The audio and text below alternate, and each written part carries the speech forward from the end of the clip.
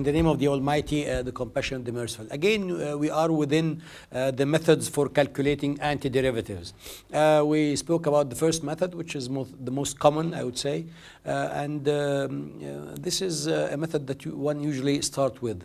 And then there is the integration by parts, which was explained in our last lesson. And this method, actually, we said it's one of the most capable, if not the most powerful of all methods. But you don't usually use a method because it's powerful. You want to use a method because it's safe and straightforward. It's like, for example, saying that airplanes, for example, are the best or are the fastest, the quickest among all transportation methods. Yes, if you take your plane, if you want to reach, you want to go to the United States from Rome, then you are bound to take a flight. But suppose there are distance between two cities that are 200 kilometers apart. Then you may use your car because taking your flight might take you a longer time because you have to go to the airport and then wait for the airplane, and then they take off the landing of the airplane, and you have to take your taxi home, drives you home, etc. So it might take longer time. And this is why, although the integration by part method is, as we said, we can state undoubtedly that is one of the most powerful of all methods, but yet there are easier methods or quickest methods when it comes to a special kind of integrals or special kind of functions. Suppose your functions are all trigonometric or are all hyperbolic, then you may use other methods which are quite simple. For example, suppose, for example, first of all, we shall start talking about the equivalence of trigonometric and hyperbolic integrals, and we say they are both similar in nature, and then in nature in terms of integrals, of course, then rules for even and odd powers, and when do the methods fail. We said that, as I said, we say it for the last time, integration by parts, of course, can deal with all types of integrals, but there are some integrals which can be manipulated by using a safer and yet quickest method. Suppose, for example, you wish to calculate the integral of sine cubic x. Sine cubic x, of course, you can do it by integration by parts, as we have seen in our last lesson, but you can also do it by an easiest and fastest methods. How? You can, for example, you can put this in the form of sine square x times sine x dx. And then you substitute sine square x by 1 minus cosine square x, all this times sine x dx. And you have here what? You have here an integral which is very easy, can be very easily done by substitution. You can substitute cosine x is equal to u, and you end up with what? You integral of 1 minus u square, and then since u is equal to cosine x, therefore you have du is equal to minus sine x dx. So in fact, your integral becomes minus 1 minus u squared du, and this integral direct is equal to minus u plus third u cube plus c. In other words, equal to minus sine minus cosine x plus 1/3 cosec cubic x plus c. So you see here this method, although it can be, yes, we can actually, and we have seen, you can do a reduction formula for sine cubic x, but if you do it in this way, you manipulate it to sine square x 1 minus cosine, and then you get here, and actually this is integration by substitution, because you have here a composite function between 1 minus x square and cosine x times the derivative of the cosine, which is sine. So in fact, this is in the form of f g of x times g prime of x. So this is your first method. So you have here actually 1 minus u square and minus du. You integral directly reach du. You get directly the integral in terms of this method of substitution. So you see here which is better, to do it by integration by parts, or you can do it this way. Of course, this is much better and easier, in fact. If you have integrals of this sort, all are trigonometric functions only, or hyperbolic functions only, you may use this method, the one we just displayed. There is no need to go to use other methods directly, but you have to watch out for the powers of sine and cosine. Whether it is sine or shine, they are similar. In fact, there is a correspondence. What applies to the trigonometric functions applies as well to the hyperbolic functions, one by one. And suppose you have, for example, and same thing applies also to all kind of hyperbolic functions. In other words, the tan hyperbolic and the sec hyperbolic, whether the product of tan and sec or cosine and sine, so long as you have trigonometric functions only or hyperbolic functions only, then you may go along with this procedure we'll just explain. Suppose you have, for example, an integral of sine to the power n and cosine to the power n. Now you have, and same thing applies to the sine hyperbolic and cosine hyperbolic. Suppose you wish to see how it works for the first one. It works equally well for the others, exactly one by one. So sine to the power n, if n is odd, and that's the important thing, if n is odd, we write the integral in this form. And then, since n is odd, it means that n minus 1 is even. And since n minus 1 is even, like for example, sine to the power 4, it can be substituted for by the cosine. You say it's 1 minus cosine squared, all to the square. So in fact, since as I said, n minus 1, n is odd, n minus 1 even, and you substitute for sine square by 1 minus cosine square, and the integral becomes of this sort. When the integral becomes of this sort, directly this is a form which you are amenable to the to work by substitution, because here again it is a form like f of g of x times g prime of x. This is g, which is cosine x, and f is 1 minus x squared to the power n minus 1 by 2, and this is g prime of x. So directly you integrate this function 1 minus x squared to the power n minus 1 and 2, and finally you form your composite function. Suppose if n is even, on the contrary, then you may wish to obtain a relation between sine to the power n and sine nx, and this in fact should be known to the student. How? For example, suppose that a student wishes to calculate cosine square x dx. Then there is no other way except to substitute for cosine square x by half plus half cosine 2x. One may wonder, how did I get this relation? We said before, you have to summarize, you have to memorize only 3 trigonometric identities and no more. That you have sine square x plus cosine square x is equal to 1, and sine x plus y is equal to sine x cosine y plus cosine x sine y, and finally cosine x plus y is equal to cosine x cosine y minus sine x sine y. And no more than these 3 trigonometric identities. Any trigonometric identity that you think of ever will boil down into these 3 identities. For suppose, for example, you wish to obtain a formula of this sort, what you do, you can come here and substitute x for y or y for x to obtain cosine 2x is equal to cosine square x minus sine square x. But you know very well that sine square x from the first identity is equal to 1 minus cosine square x. So you end up with what? Twice cosine square x minus 1. This is exactly what you have here, because since 2 cosine square x is equal to 1 plus cosine 2x, so cosine square x is equal half of this. In other words, it is half of 1 plus cosine 2x. In other words, half plus half cosine 2x. And from then on, you can proceed. This is the integral of this equal to half x, whereas the integral of cosine 2x is half sine 2x. In other words, you get an expression of this sort. So you see, always you have to remember that you always have 3 identities, and only 3 identities wherefrom you can obtain, deduce any other identity, trigonometric identity of any sort. And same thing applies to the hyperbolic identities. Same thing, except that you have cosine hyperbolic x square minus sine hyperbolic square x is equal to 1. Here, for example, they are all positive, like this one. Here also they are positive instead of negative, and you proceed in the same way. So once you have something of this sort, like for example, you wish to integrate cosine square or sine square. Indeed, here I wish to integrate sine square x instead of cosine square x. You do the same thing. For example, on the paper here, you see that cosine 2x is equal to this. So instead of writing sine square in terms of cosine square, you substitute cosine square for 1 minus sine square, and you reach this, in fact, formula. And if you wish to integrate sine square x, then you may integrate this expression, which is much easier. And this is how it goes.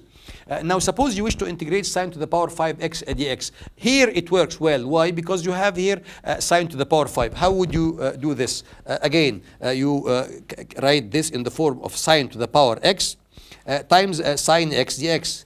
And now here you substitute sine to the power of x by what? 1 minus cosine square x. to the square times sine x dx. Because sine square is equal to 1 minus cosine square, so since this is the square of the square, so you get expression of this sort. And then you expand this to obtain 1 plus cosine to the power 4 of x minus 2 cosine square x, all this multiplied by sine x dx. Now what is this in fact? This is again a composite function in which you may substitute cosine x is equal to u, or even you don't need this, because it directly shows that what is the function which the derivative of which is equal to cosine power 4 of x sine x is indeed cosine to the power 5. Suppose you wish to differentiate cosine to the power 5 of x. It's equal to what? It's equal to 5 cosine to the power 4 times the derivative of cosine power 4 of cosine, which is equal to minus sine. So all you have to do is to invert the sign of this to obtain what? The integral of the sine is minus cosine. Again, the integral of cosine to the power 4 times sine x is equal to what? Is equal to minus cosine power 5x. Finally, here you get what? You got plus 2 over 3 cosine cubic x, and don't forget ever the c. So in fact, you don't need to put it to do a substitution. Of course, you may do a substitution. You may replace cosine x by u, and you end up with what? You end up with 1 plus u to the power 4 minus 2 to the power minus 2u square. All this times the minus du, and you integrate 1 by 1. And this is exactly how we do it. So this is exactly how we do it. You substitute sine to the power 4 by 1 minus cosine square x dx, and then you expand this bracket and you integrate it 1 by 1. And as I said, you don't need to do a substitution. Here you know very well what is the expression which when differentiated gives cosine square times sine. Cosine cubic directly divided by 3, and you have here 2, etc. And you have you invert the sign because of the derivative of cosine is minus sine. Suppose now we wish to evaluate the integral or the indefinite integral cosine to the power 4 x dx. Then this integral actually relates to a function of power 4. And we said that we could only work with cosine to the power 3 odd powers. So what we do is that we transform cosine power x dx in terms of something square, and this here you get cosine square, and we know that cosine square is equal to half plus half cosine 2x, and then you square this. When you square this, you get what? You get 1/4. We know this integral, and you have 1/4 of what? Of cosine square 2x. But again, cosine square 2x is of even power, so we have to substitute 4 by half plus half cosine 4x. And then you end up with what? Twice the product, which is half cosine 2x. And now you can do the integration. You can have to what? Here you have 1 over 8, and here 2 over 8. So you get 3 over 8x, plus the integral of cosine 4x, which is 1 over 8. And you have 4, so you have 1 of 32 sine to the power x. And finally, you have here 1 over 4 sine 2x. This is how we do it. So because it's of power 4, you have to do it this way. Suppose it's of power 6, then you cube this one, and you keep you do the same along the same procedure. Here actually we didn't lose time. Instead of and actually I prefer this way. I prefer that the student, because this is an exercise for him, I suppose the best thing is that he can get a relation. If he can deduce a relation from cosine to the power 4 in terms of cosine 4x and cosine 2x, it would be better for him than memorize a relation of this sort, because you can always fall into a mistake if you wish to memorize a relation, an identity of this sort. But in any case, the integral of this is quite forward, and as we have seen right now. And I forgot to put c, and you always try to rememorize this. Now suppose you have an integral cosine cubic x. Here we don't lose time because it's of the same thing. Since it's cubic, so it's the form of cosine square times cosine 2x, and you substitute cosine square but 1 plus sine square, and then here again you use substitution. You can substitute sine 2x is equal to u, and you keep on doing this. This is in the form of f again, f of g of x times f prime of f g prime of x. But you need not do this directly. 1 times cosine 2x, the integral of this equal to sine divided by 2. and the integral of sine hyperbolic square 2x times cosine hyperbolic square cosine hyperbolic 2x. What is the this is again a function which is x square composite with sine hyperbolic x, so the integral is 1/3 sine hyperbolic cube, but again you divide by 2 here, because so you get 1/6 sine hyperbolic cube 2x plus c. Now suppose you have an integrals of the form sine to the power m cosine to the power n. Does this make any difference? Of course not. Since you are also you have resolved your problems in which you have cosine or sine to the power odd, you may well apply it here, sine to the power n, cosine to the power n, or even sine hyperbolic to the power m or cosine hyperbolic to the power n. These two actually are similarly dealt with. When we know how to deal with the trigonometric functions, it applies equally to the hyperbolic functions. You need not learn how to do it here. You choose one of them. Suppose we wish to do this, then you always start by the odd power. Odd power of you check which power is odd, either m or n. Suppose, for example, you wish to calculate if all right, this is the rule. Suppose m is m which is odd. If m is odd, then you start with the sine. This is the power of the sine. So you start with the sine and decompose the sine to the power m into sine to the power m minus 1 times sine n. This is how you do it. And when you do this, sine to the power, now the power of m becomes even. So what you do is that you transform everything into cosine. Sine to the power m minus 1, what it is equal to, sine to the power m minus 1 of x equal to 1 minus cosine squared to the power m minus 1 over 2. Why? Because you can divide by 2 and multiply it by 2. Sine squared is equal to 1 minus cosine squared. So in fact, this substitute 1 minus cosine squared to the power m minus 1 over 2, substitute the sine to the power m minus 1 of x. And then you get with it cosine to the power n, and you end up with sine x. Now, what is your substitution here? How can you go on with this integral of this sort? It's easy. Why? Because you have a function of cosine like this. You have a function all of cosine and multiplied by sine x dx. So directly, if this is your u and this is your u prime, so if you know the integral of f, it's finished, which we dealt with by substitution. You said before this is in the form of what? Of f of g of x time g prime of x. So in fact, you integrate f alone, and then you do you construct your composite function plus c. So here, for example, suppose. Of course, if it is n that is odd, we need not stay here for long. If it is n that is odd, meaning the power of cosine is odd, then you may not start with the sine and you start with the cosine. Suppose both are odd, then you are free to choose whatever you feel like choosing, whether you start from sine or from cosine, so long that both are odd. But of course, if both are even, then you might run into difficulty, and in which case you have to replace the sine square and the cosine square, say, into power instead into sine of 2x, into cosine of 2x, and you keep going along these lines. So here, for example, if the cosine which was odd, then you replace, you decompose the cosine into cosine minus 1 times cosine, and you replace the cosine minus 1. It becomes then even into 1 minus sine squared to the power n minus 1 over 2. In other words, you decompose it into functions of sine times the cosine. So in fact, it's a function of sine times the cosine. In other words, it's the same like the example in which it's f of cosine times sine. Same thing. You have in the form, you have the integral in which you wish to calculate it in the form f of g of x times g prime of x. Whether what's inside the function inside, whether it's sine or cosine, it doesn't matter. All you do here is if you want to proceed further, is that you substitute sine x for u, and you keep on integrating after that a function of u only.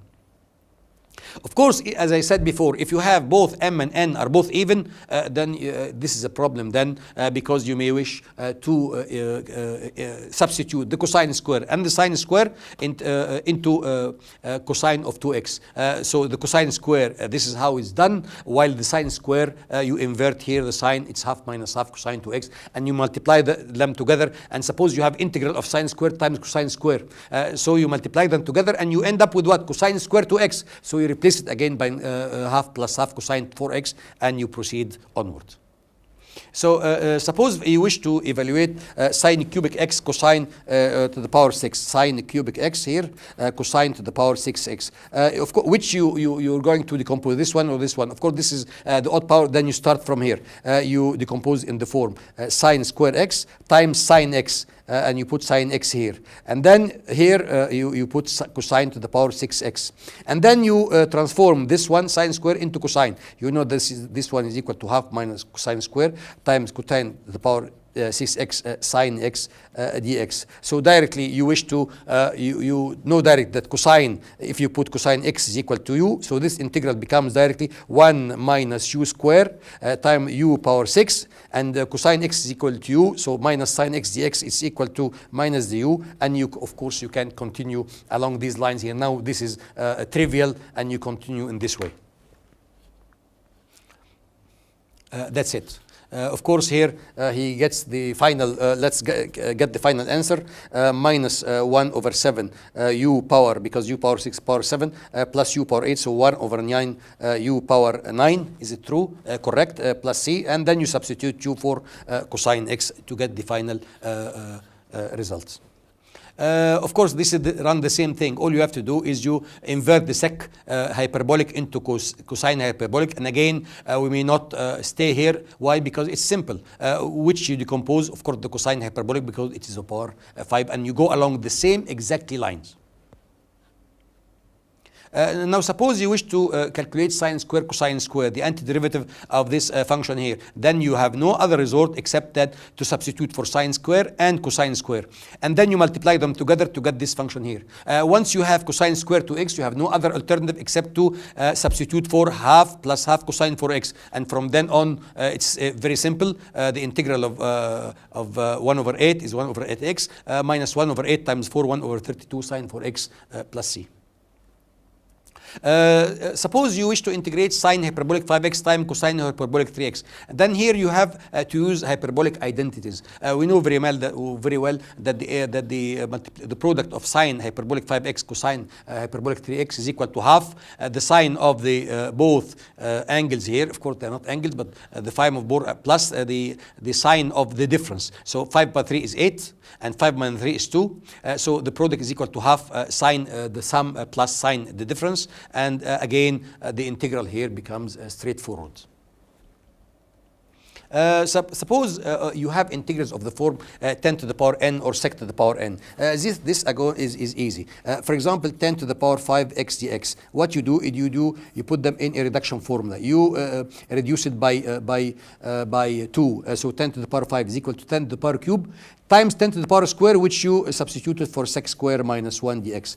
And this there, it tells you what? The integral of 10 cubic sec square is equal to 1 over 4 10 to the power 4. And this is direct. Mind the integral of 10 cubic x dx. So what you have done, you have reduced the power 5 into power 3. Of course, the power 3 do the same thing. This is equal to what? Minus the integral of 10 x times 10 square, which is sec square x minus 1. And again, this is equal to what? This is equal to minus 1/2 10 square. Finally, plus the integral of the tan, and the integral of the tan is known as ln mod x. So you when you have 10 to the power 5, you reduce it by 2, and you keep doing a reduction formula. And same thing, in fact, when you calculate the sec. Suppose, for example, you have sec power 8. For example, x dx. What you do is that you substitute it for sec to the power 6 x times sec square x dx. And then you substitute sec square by 1 plus 10 square x to the power what? 3. Because sec square is equal to 1 plus 10 square times sec square x dx. And here, if you put 10x is equal to u, what you get? You get a form integral of the form 1 plus u square cubic du. And in form, of course, you can go along and doing this integral. It's simple. So if you have tan, you do a reduction process. And the same thing when you have a sec square, you do the same thing. You keep on doing a kind of reduction process. Suppose now this is this is how it tells you when you have tan. You reduce tan to the 10 to the power n by 10 to the power n minus 2 10 square, which is sec square minus 1. The integral of 10 to the power n minus 2 sec is equal directly to this, and you know this because this is time the derivative. The tan, when you differentiate 10 to the minus n minus 1, you get 10 n minus 2 by the chain rule times the derivative of the 10, which is sec square, minus the integral of 10 to the n minus 2. So in fact, what you do, you obtain an integral of 10 to the power n in terms of 10 to the power n minus 2, so you do a reduction process in terms of the tan.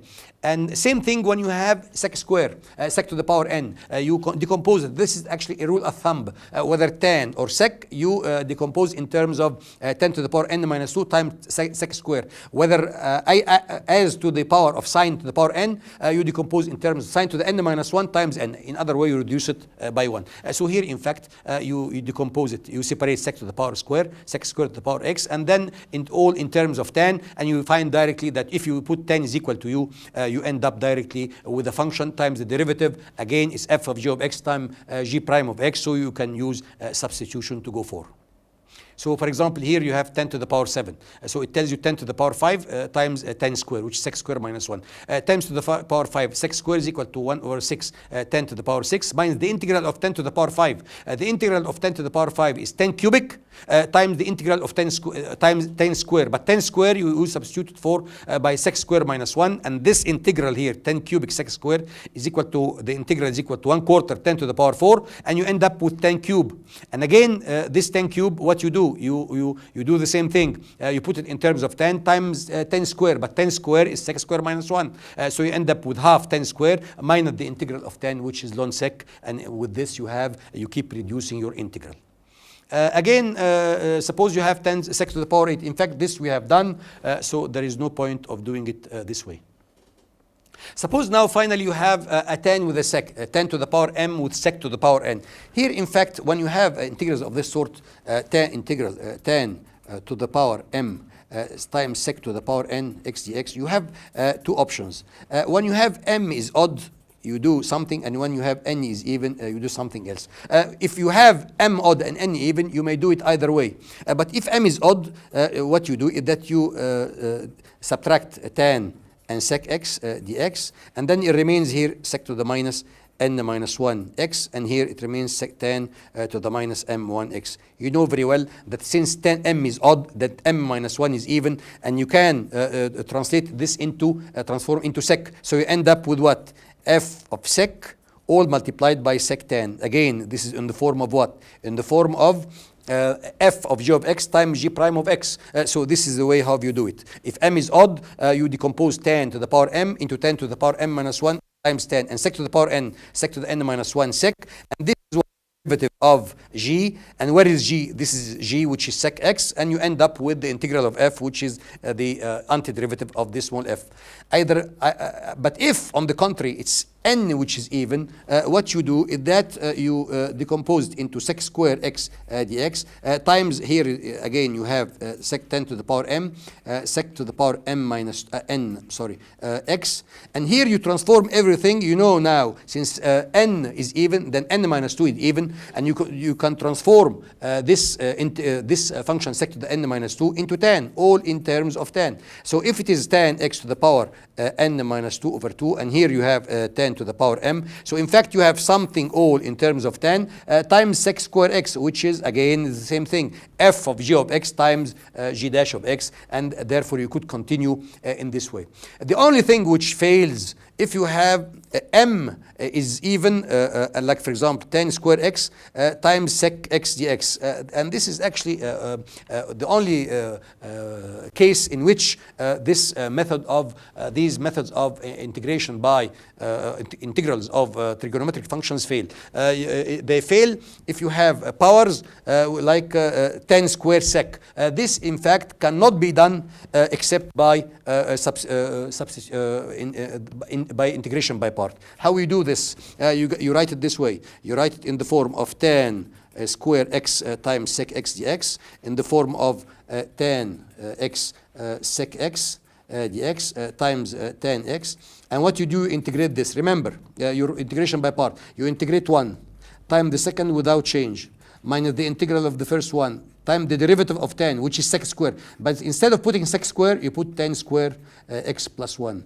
And you end up with what? You end up with sec x tan x minus the integral, which is sec again tan square, which you can actually very well call it I, because this is I, tan square sec, and minus the integral of the sec x dx. So again, you have twice the integral is equal to sec x tan x minus the integral of sec, which I will write it this way because it is known. It is the logarithm of sec plus tan, whether you put modulus or not. So we end up with I is equal to sec tan minus this ln sec plus tan, all divided by 2. So this is the way. So either you do it this way, or you can substitute tan square for sec square minus 1, and you end up with sec cube. Again, sec cube, we said before, the only way of doing this integral is via integration by parts. So this is how you do it.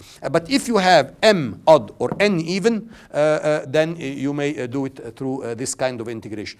Suppose finally we have something like this, tan cubic x sec to the power x dx. Suppose you have this. You have now, you have what? You have m odd and n even. So you can do it other ways. You can either put it in this form. You can put sec x and sec x tan x dx. And you end up with sec cubic x. What remains from here is 10 square. Instead of 10 square, you put what? You put 10 square plus 1. And you end up with what? I'm sorry. Here you have 10 cubic, so you have 10x. Here you have sec, and here remain sec cubic, and you have 10 square. So instead, you have sec square x minus 1. And you end up with sec to the power 5 of x minus sec to the power cubic x times sec x tan x dx, and in fact this is equal to 1 over 6 sec to the power 6x minus 1 over sec to the power 4x plus c. This is one way of doing it, but you can also do it the other way. You can write your tan cubic x sec to the power 4x dx in the form of the integral of, you remove sec square x dx, and you end up with what? Sec square x, and here you have tan cubic x.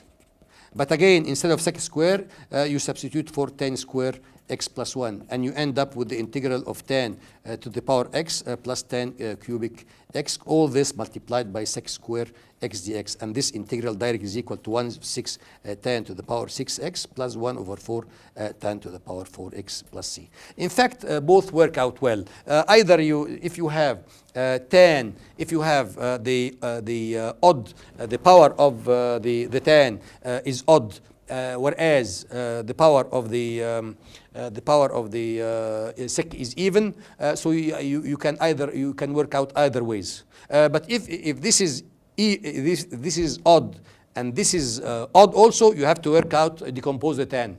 On the contrary, if this is even and this is even, then you have to decompose from the sec. Whereas if this is odd and this is even, then you have, of course, both choices. And finally, if the power of the tan is even and that of the sec is odd, then you have no alternative except through the integration by parts. So we see, in fact, that all the trigonometric integrals, you can, of course, such integral and the one that we saw before, sine to the power n, cosine to the power n, you can do them, of course, by integration by parts. But why should do this? Why you should use a very powerful technique, whereas you can use a very simple technique and get a quicker result? And this is how we do it. So in fact, this is how it tells you. If m is odd, this is exactly what it has. What we have is that we decompose the tan to the tan times time to the power m minus 1, and we change this tan into sec. So you have all this. Remember, look, all this is a function where the arrow here shows. All this is a function of sec times sec tan, which is the derivative of sec. So you have again f of g of x times g dash of x, where g is equal to the sec. So you have a function of sec times sec tan. In other words, you have to find the antiderivative of this function here. If n is even, of course, as we said, and we give an example, you proceed from the sec and you decompose the sec and you transform everything into tan, and the remain sec square. So you have something of tan, only of tan, and the derivative of tan is equal to sec square. So you seek to determine the antiderivative, and you construct later a composite function between it and the tan x. Of course, if m is even and n is odd, Either you transform it into sec to the power n, like we said, or you do it by integration by parts. So in fact, this is the only thing in which this method fails. If you wish to calculate 10 to the power 10 sec to the power 7, here you have this odd and this even, so this won't work out. You have to proceed from the 10 cubic. You decompose in 10 square times 10.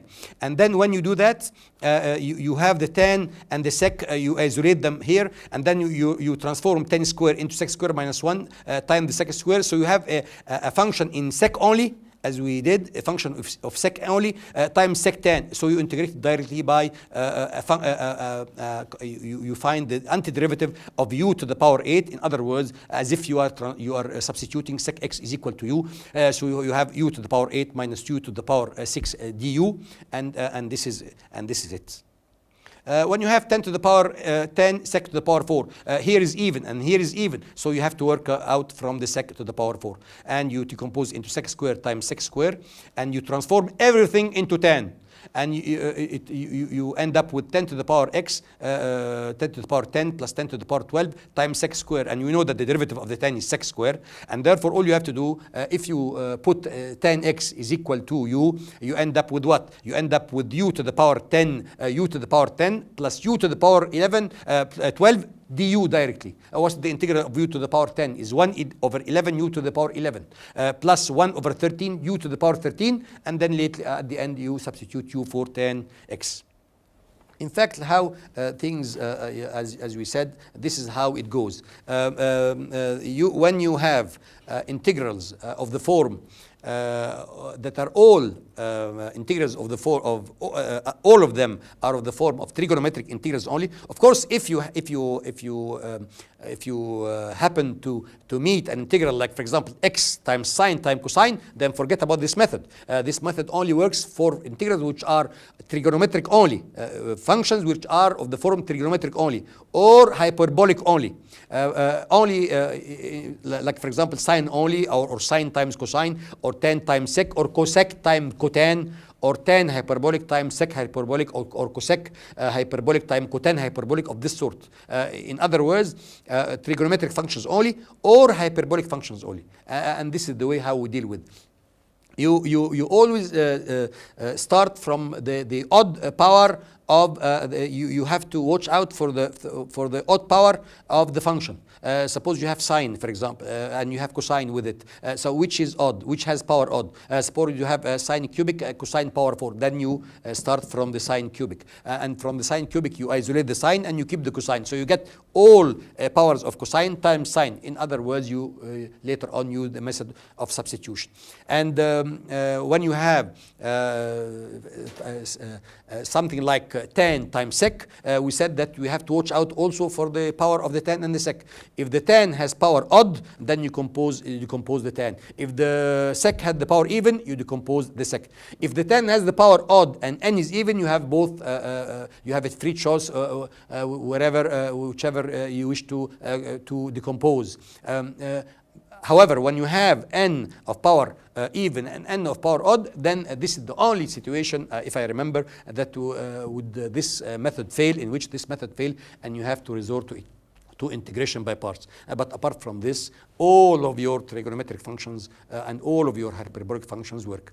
Of course, finally, I wish to remind you that for this kind of integrals, you have to memorize only 3 identities. Usually, students are worried of the number of trigonometric identities they have to play with. In fact, there are 3, and we each time we emphasize this so many times. And from this onward, you can get any other identity you wish to deduce. Finally, as we come to the end of this lecture, we still will proceed with another form of, with other methods of for evaluating, for obtaining anti-integrals, anti-derivatives, and this is our second method. There are still I'm sorry, this is our third method, substitution, the integration by parts, and that this when you have all your functions in the form of trigonometric or hyperbolic integrals, then there remain some 2 methods which are important also, which are going to deal with the next 2 lectures. But before I leave leave you, I should remind you, like every time, that this lecture, like the preceding ones and the one that they're going to come in the future, hopefully, they are all uploaded to the site of MedNetU. And this site is administered by the Consortium Nettuno in Rome, and in which it is meant to be for distance learning. And you can subscribe very well for exercises and exams and so forth. And finally, I wish you good luck in your study. And until we meet next time, I thank you for your attention, and I wish you all the good luck. And thank you very much.